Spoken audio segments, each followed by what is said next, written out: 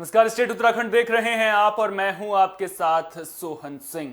मुख्यमंत्री पुष्कर सिंह धामी ने उत्तरकाशी जिले के आपदा प्रभावित मांडो और ककराड़ी गांव का स्थलीय भ्रमण कर व्यवस्थाओं का जायजा लिया। मुख्यमंत्री ने मांडो गांव पहुंचकर आपदा से हुए नुकसान की जानकारी प्राप्त की और आपदा प्रभावितों का हालचाल भी जाना। मुख्यमंत्री ने आपदा में मृतक लोगों के परिजनों से मिलकर सांत्वना दी और ढांढस भी बंधाया। उन्होंने आपदा प्रभावितों को हर संभव मदद का भरोसा दिया। मुख्यमंत्री ने ग्रामीणों की मांग पर मांडो गांव के विस्थापन की प्रक्रिया शुरू करने के निर्देश डीएम को दिए हैं। वहीं जल्द भूवैज्ञानिक सर्वे कराने के बाद विस्थापन की कार्रवाई करने के निर्देश दिए हैं। मांडो गांव के बाद मुख्यमंत्री कंकराड़ी गांव पहुंचे और मृतकों के परिजनों को हर संभव मदद का भरोसा दिया। मुख्यमंत्री ने आपदा पीड़ितों को आपदा राहत कोष से 4 लाख के अलावा 1 लाख रुपए की आर्थिक सहायता मुख्यमंत्री विवेकाधीन कोष से दे जाने की भी घोषणा की है। उन्होंने कहा कि सरकार आपदा पीड़ितों के साथ है। तो मुख्यमंत्री व्यवस्थाओं का जायजा लेने के लिए पहुंचे थे। आपको बता दें कि मांडो गांव में बादल फटने के बाद तबाही देखने को मिली थी, जिनमें 3 लोगों की मौत हो गई थी, जिसके बाद मुख्यमंत्री ने स्थलीय निरीक्षण किया और परिजनों के साथ मुलाकात कर उन्हें सांत्वना देते हुए भी नजर आए।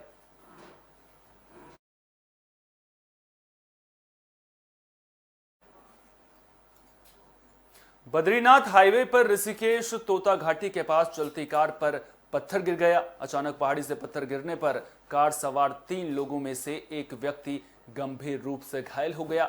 घायल को इलाज के लिए ऋषिकेश एम्स में भर्ती किया गया है। मामले पर बात करते हुए देवप्रयाग थाना प्रभारी महिपाल सिंह रावत ने बताया कि देहरादून से श्रीनगर की ओर जा रही कार पर तोता घाटी और सौड़ पानी के बीच पहाड़ी से पत्थर गिर गया था। घायल युवक की पहचान नरेंद्र के रूप में हुई है। ये जो आज एक गाड़ी के ऊपर पत्थर गिरा है, उसके बारे में आपका क्या कहना है? आज 12:15 बजे के लगभग ये सूचना मिली थी कि सौड़ पानी तोता घाटी के बीच में एक गाड़ी के ऊपर पत्थर गिर गया। हम लोग भी वहाँ तुरंत मौके पे पहुँचे थे। वहाँ पूछने पर ज्ञात हुआ कि ये गाड़ी देहरादून से और श्रीनगर की तरफ जा रही थी। इसमें 3 लोग सवार थे, जिसमें से अचानक पहाड़ी के ऊपर से एक पत्थर गिरा और गाड़ी के ऊपर जा गिरा। उसमें पीछे बैठे जो व्यक्ति थे श्री मनोज सुंदरियाल जी, उनको काफ़ी गंभीर चोट आ गई है और जो उनके साथ वाले कुछ लोग पीछे दूसरी गाड़ी में आ रहे थे। फिर अचानक गाड़ी से उनको निकाल करके उस गाड़ी में शिफ्ट करके उनको इलाज हेतु एम्स को ले जाया गया। नैनीताल से भी दर्दनाक हादसे की खबर सामने आई है। कालाढूंगी रोड के बजुन के पास सैलानियों की कार पर ऊंचाई से बड़ा पत्थर गिर गया। इस हादसे में एक सैलानी की मौत हो गई। मामले की जानकारी मिलने के बाद पुलिस मौके पर पहुंची। खोज और बचाव अभियान चलाकर पिचकी हुई कार के अंदर फंसे लोगों को बाहर निकाला गया। गाड़ी की हालत देखकर आप खुद अंदाजा लगा सकते हैं कि यह हादसा कितना भयंकर था। मृतक की पहचान हनुमंत तलवार के रूप में हुई है, जो अपनी पत्नी के साथ गुड़गांव से घूमने आए थे। हादसे में हनुमंत की पत्नी मीना तलवार की गर्दन पर गंभीर चोट आई है, जिन्हें प्राथमिक इलाज के बाद हल्द्वानी हायर सेंटर रेफर कर दिया गया है।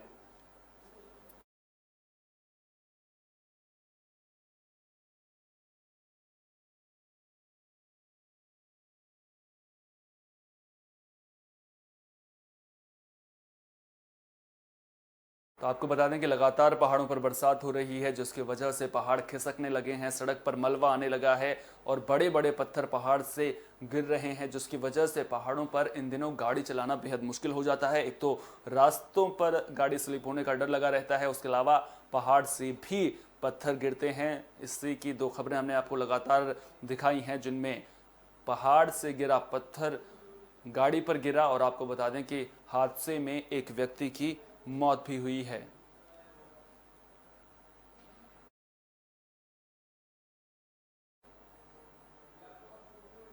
तो पहाड़ों पर लगातार बारिश हो रही है, जिसकी वजह से लोगों को भारी दिक्कतों का सामना करना पड़ रहा है। वहीं एक गांव तो ऐसा है जो पानी में पूरा डूब चुका है और ग्रामीण लोग नाव से लोगों की जान बचा रहे हैं। पहाड़ों पर हो रही बारिश के कारण तराई के इलाकों में बाढ़ ने आफत मचानी शुरू कर दी है। सितारगंज में पहाड़ों से उतरने के बाद बरसाती नाले और नदियां उफान पर हैं और लोगों की आशियाने पानी में डूब गए हैं। आलम यह है कि लोग नाव के सहारे बाहर निकल रहे हैं। में उपस्थित है। अभी 12 बजे के बाद जब पहाड़ का पानी ऊपर से आया तो यहाँ पे 7 नंबर 8 नंबर में स्थिति ऐसी है कि हर घर में पानी है और कई लोग फंसे हुए हैं 7 नंबर 8 नंबर में। और शासन प्रशासन की बात करूं तो मैंने माननीय विधायक जी को तुरंत फोन किया था और उन्होंने तत्काल तहसीलदार महोदय, फिर पटवारी, उसके बाद हमारे थाना प्रभारी, चौकी प्रभारी, सब लोग आए थे, सीओ साहब भी आए थे और आके घर घर जाके मुआयना करके देखा और कंडीशन बहुत ही तो पहाड़ों पर हो रही बारिश से मौसम तो सुहाना हो गया है, लेकिन लगातार हो रही बारिश जो है वो जिंदगी को बेहाल कर रही है। नैनीताल के लाल कुआं में भी लोगों को दिक्कतों का सामना करना पड़ रहा है। दरअसल लाल कुआं में गोला नदी के पार 12 से ज्यादा गांव हैं। बरसात के दिनों में गोला नदी का जलस्तर बढ़ने से लोगों को बाढ़ का डर सताने लगता है। ऐसे में गांव के लोग करीब 3 महीने का राशन इकट्ठा कर लेते हैं ताकि वे अपने परिवार का भरण पोषण कर सकें। दरअसल नदी के आर पार जाने की कोई व्यवस्था नहीं है। ऐसे में लोग कई बार स्थानीय प्रतिनिधियों और प्रशासन से नदी पर पुल बनाने की मांग भी कर चुके हैं, लेकिन पुल का निर्माण अभी तक नहीं हो सका है। लोगों का कहना है कि पुल ना होने की वजह से उन्हें खासी दिक्कतों का सामना करना पड़ता है। बरसातों में ये नदी के लिए दिक्कत है। हमें बरसात में बहुत रहते हैं।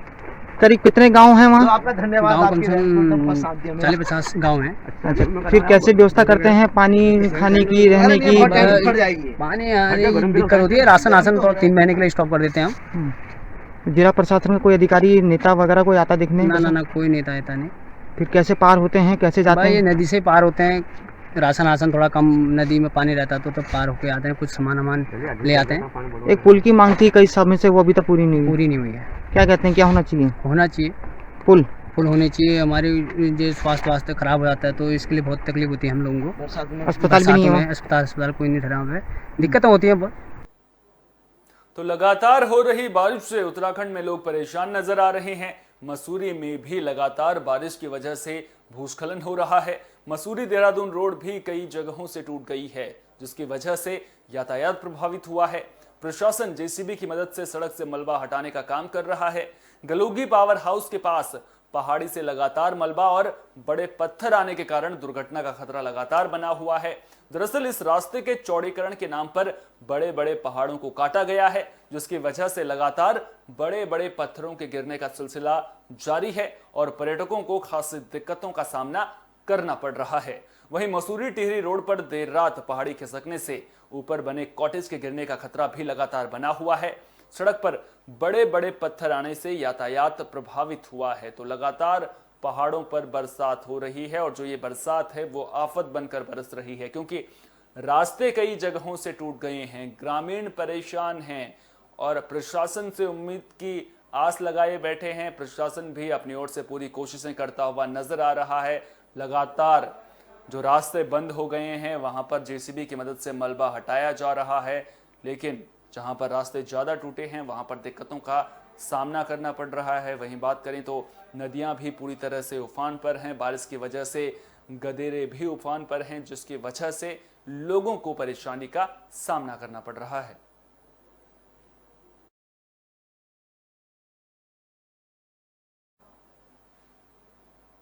धारचूला के कुलागाड़ में पिछले दिनों सीमेंट का पुल बारिश से आए नाले में बह गया था, जिसकी वजह से लोगों को परेशानियों का सामना करना पड़ रहा था। जिसके बाद बीआरओ ने दिन रात काम करके बैले ब्रिज का काम पूरा कर लिया है, जिसके बाद यह रास्ता लोगों के लिए खोल दिया गया है। 10 दिनों के बाद लिपुलेख सड़क पर यातायात कुलगाड़ से शुरू हो गया है। धारचूला के उप जिलाधिकारी अनिल कुमार शुक्ला और बीआरओ के chief engineer colonel NK Sharma ने पुल का शुभारंभ किया। उप जिलाधिकारी ने बताया कि इसके बाद कंजोती में बैले ब्रिज लगना शुरू होगा, जिसका काम जल्द ही शुरू होगा। उप जिलाधिकारी ने सभी आपदाग्रस्त सड़कों को जल्द ठीक करने का आश्वासन दिया है। तो बैले ब्रिज लोगों के लिए खोल दिया गया है। दरअसल आपदा की वजह से लोगों को खासी दिक्कतों का सामना करना पड़ रहा था, क्योंकि रास्ते बंद हो गए थे। अब बैले ब्रिज खुलने से जो लोग हैं उनकी जो परेशानी है वो जल्द दूर हो जाएगी।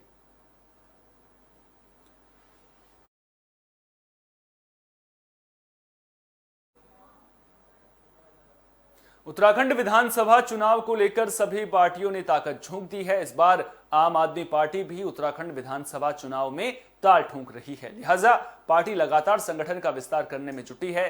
कह सकते हैं कि जो आम आदमी पार्टी है वो पहाड़ों पर अपना कुनबा बढ़ाने में जुटी हुई है। इसी कड़ी में नैनीताल में आम आदमी पार्टी की बैठक का आयोजन किया गया। बैठक में कई लोगों को पार्टी की सदस्यता दिलाई गई। मौके पर आपके प्रदेश प्रवक्ता प्रदीप दुमका, विनोद कुमार, मीडिया प्रभारी खुर्शीद हुसैन और विजय शाह समेत दर्जनों कार्यकर्ता मौजूद रहे। आप प्रवक्ता ने कहा कि 2022 में आम आदमी पार्टी अच्छा प्रदर्शन करेगी, तो आम आदमी पार्टी भी इस बार उत्तराखंड के चुनाव में ताल ठोंक रही है, जिसको लेकर के तैयारियां भी परवान चढ़ती हुई नजर आ रही हैं। लगातार आम आदमी पार्टी लोगों से मिलकर जो सरकार के खिलाफ अभियान चला रही है, लगातार महंगाई के मुद्दे पर सरकार को घेरने की कोशिश कर रही है, भू कानून के मुद्दे को उठा रही है, इसके अलावा स्थानीय समस्याओं को लेकर के भी सरकार के खिलाफ हमलावर है। वहीं अगर बात करें फ्री बिजली का आश्वासन भी आम आदमी पार्टी के द्वारा लगातार दिया जा रहा है, लेकिन अब बड़ा सवाल यहां पर यह उठता है कि क्या आम आदमी पार्टी दिल्ली मॉडल की तर्ज पर उत्तराखंड में सत्ता पर काबिज हो पाएगी? क्योंकि हमने देखा है उत्तराखंड का जो इतिहास रहा है राजनीति का, हमने देखा है कि लगातार हर बार 5 साल में सरकार बदलती है, लेकिन क्या आम आदमी पार्टी जो है वो लोगों को पसंद आएगी? ये अपने आप में बड़ा सवाल है। अब ऐसे में सामने बीजेपी है, कांग्रेस पार्टी है, तो ऐसा नहीं है कि आम आदमी पार्टी के लिए रास्ता आसान होने वाला है, लेकिन दिक्कतें जरूर होंगी। अब देखना दिलचस्प होगा कि आम आदमी पार्टी किस रणनीति के साथ चुनाव में उतरती है।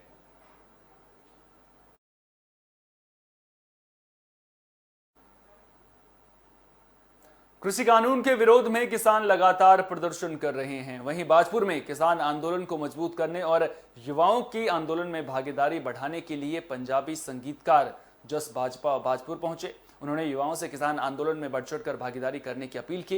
इस दौरान किसानों ने जस बाजवा को सरोपा भेंट कर उनका स्वागत किया। बता दें कि कृषि कानून के विरोध में गाजीपुर बॉर्डर समेत अन्य स्थानों पर किसानों का आंदोलन लगातार चल रहा है। किसान आंदोलन को और अधिक मजबूत करने के लिए अब पंजाबी संगीतकार भी युवाओं में जोश भरने का काम कर रहे हैं।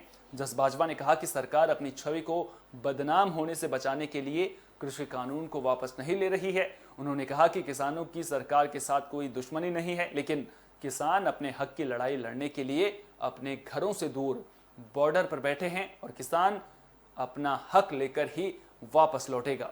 तो अब किसानों का हल्ला बोल लगातार जारी है। अगर गाजीपुर बॉर्डर की बात करें तो लंबे वक्त से किसान वहां पर प्रदर्शन कर रहे हैं। साफ तौर पर किसानों का सरकार से कहना है कि तीनों जो कानून हैं वो वापस होने चाहिए, इसके अलावा एमएसपी पर कानून बनना चाहिए। लगातार प्रदर्शन भी किए जा रहे हैं, लेकिन सबसे ज़्यादा इस मामले को लेकर के परेशान करने वाली बात जो निकल कर सामने आ रही है वो ये कि सरकार और किसानों के बीच 11 दौर की बातचीत पहले ही हो चुकी है, समाधान नहीं निकल सका है। अब किसान लगातार बीच बीच में प्रदर्शन करके आंदोलन तेज कर रहे हैं। अब ऐसे में देखना दिलचस्प होगा कि जिस तरह से बाजपुर की अगर मैं बात करूं तो बाजपुर में पंजाबी सिंगर पहुंचे हैं, जस बाजवा पहुंचे, लगातार युवाओं से किसान आंदोलन में भागीदारी करने की अपील कर रहे हैं। अब उनके बाजपुर पहुंचने का किसान आंदोलन पर क्या कुछ असर पड़ेगा, कितने और युवा किसान आंदोलन को लेकर के प्रेरित होंगे, ये देखने वाली बात होगी। लेकिन कहीं ना कहीं समाधान निकलना बेहद ज़रूरी है, क्योंकि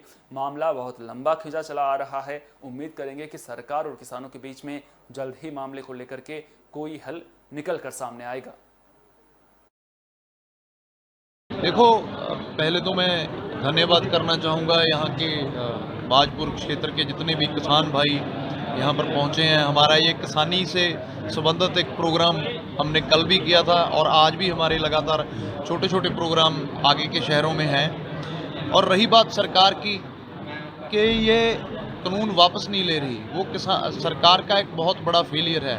उसमें एक ऐसी हैंकड़ है, वो उसके गर्दन में एक ऐसा कीला फंसा हुआ है कि झुकने का नाम ही नहीं ले रहा।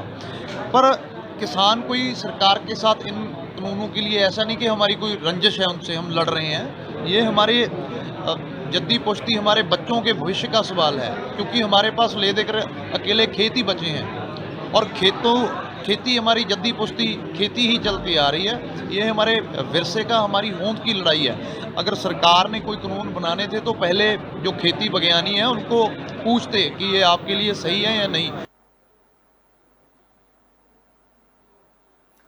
खबर देहरादून से है, जहां विकास नगर के पास छिब्रो पावर हाउस की टनल में रंगाई का काम कर रहे 2 लापता श्रमिकों की तलाश में लगातार सर्च अभियान चलाया जा रहा था। दूसरे दिन भी सर्च अभियान जारी रहा। इस बीच छिब्रो पावर हाउस से 6 किलोमीटर दूर खोदरी पावर हाउस के पास पानी में कुछ मानव अंग मिले हैं। आशंका जताई जा रही है कि ये अंग लापता श्रमिकों के हो सकते हैं।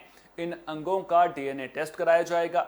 शनिवार को छिब्रो पावर हाउस के टनल में रंगाई का काम करने के लिए 3 श्रमिक गए थे। इनमें से एक की पेंट की गंध से तबीयत खराब हो गई थी और वो घर लौट गया था, जबकि 2 अन्य श्रमिक वहीं पर काम कर रहे थे। दोनों तब से लापता हैं। आपको बता दें कि इनमें हिमाचल के कलेथा गांव के रहने वाले सीताराम सिरमौर और देहरादून के सराड़ी गांव के रहने वाले थेपाराम शामिल हैं। आपको बता दें कि सोमवार को राज्य आपदा मोचन बल और पुलिस की टीम ने छिब्रो से खोदरी पावर हाउस के बीच सर्च अभियान चलाया। पानी रोककर जलस्तर भी कम किया गया। विकासनगर के सीओ वीडी उनियाल ने बताया कि खोदरी पावर हाउस के टनल से निकल रहे पानी में मानव शरीर के अंग मिले हैं। इनमें बाल और आंतों के अवशेष शामिल हैं। उन्होंने बताया कि अभी सर्च ऑपरेशन जारी रहेगा। आशंका जताई जा रही है कि दोनों श्रमिक टरबाइन की चपेट में आकर हादसे का शिकार हुए होंगे।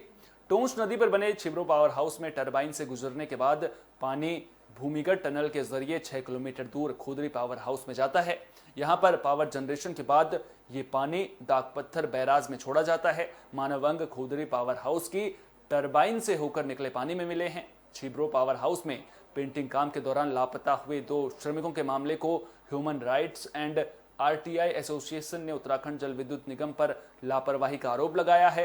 एसोसिएशन के अध्यक्ष अरविंद शर्मा ने मामले की उच्च स्तरीय जांच की मांग भी की है और कहा है कि यहां श्रमिकों की सुरक्षा के पर्याप्त इंतजाम नहीं किए गए हैं। इसके अलावा आपको बता दें कि मामले को लेकर परिजनों ने भी हंगामा किया था, प्रबंधन पर गंभीर आरोप लगाए थे। अब ऐसे में देखना दिलचस्प होगा कि इस मामले में क्या कुछ निकलकर सामने आता है।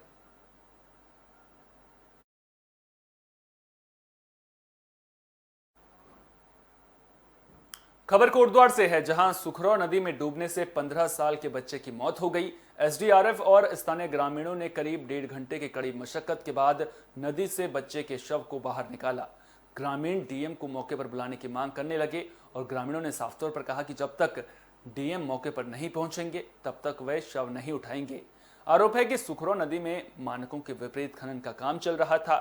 बच्चे की मौत के बाद आक्रोशित ग्रामीणों ने पोकलेन मशीन और डंफरों पर पत्थरबाजी भी की। ग्रामीणों का आक्रोश देखकर खनन करने वाले लोग मौके से फरार हो गए। तो बच्चे का शव मिला है। आपको बता दें कि नदी में डूबने से बच्चे की मौत हो गई थी। आरोप खनन प्रक्रिया को लेकर के लग रहे हैं। दरअसल लोगों का आरोप है कि यहां पर मानकों के विपरीत जाकर खनन किया जा रहा था और जो प्रशासन है उस पर भी, उसकी कार्यशैली को लेकर के भी सवाल खड़े हो रहे हैं। अब देखना दिलचस्प होगा कि प्रशासन खनन माफिया के खिलाफ क्या कुछ कार्रवाई करता है।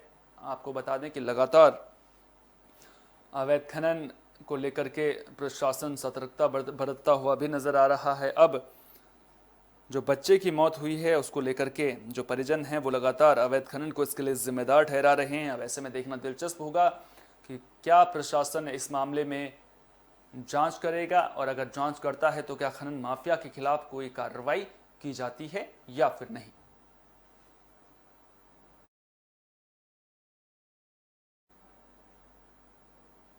खबर कर्णप्रयाग से है, जहां पोखरी पुल से अज्ञात महिला ने अलकनंदा नदी में छलांग लगा दी। प्रत्यक्षदर्शियों की माने तो महिला काफी देर तक पुल पर खड़ी रही और फिर अचानक नदी में कूदकर जान दे दी। इस दौरान मौके पर मौजूद लोगों ने महिला को बचाने की कोशिश भी की, लेकिन लोग कुछ कर पाते इससे पहले ही महिला की मौत हो गई। महिला ने नदी में छलांग लगा दी थी। मामले की जानकारी मिलने के बाद पुलिस की टीम मौके पर पहुंची। फिलहाल पुलिस ने छानबीन शुरू कर दी है, लेकिन महिला का कोई पता नहीं चल सका है। तो महिला ने नदी में कूदकर जान दे दी। आपको बता दें कि अलकनंदा नदी में महिला ने छलांग लगा दी थी। जो लोग वहां पर मौजूद थे उन्होंने महिला को बचाने की भी कोशिश की, लेकिन वो कामयाब नहीं हो सके, जिसके बाद पुलिस को मामले की जानकारी दी गई, लेकिन महिला का काफी देर तक कुछ पता नहीं चल सका।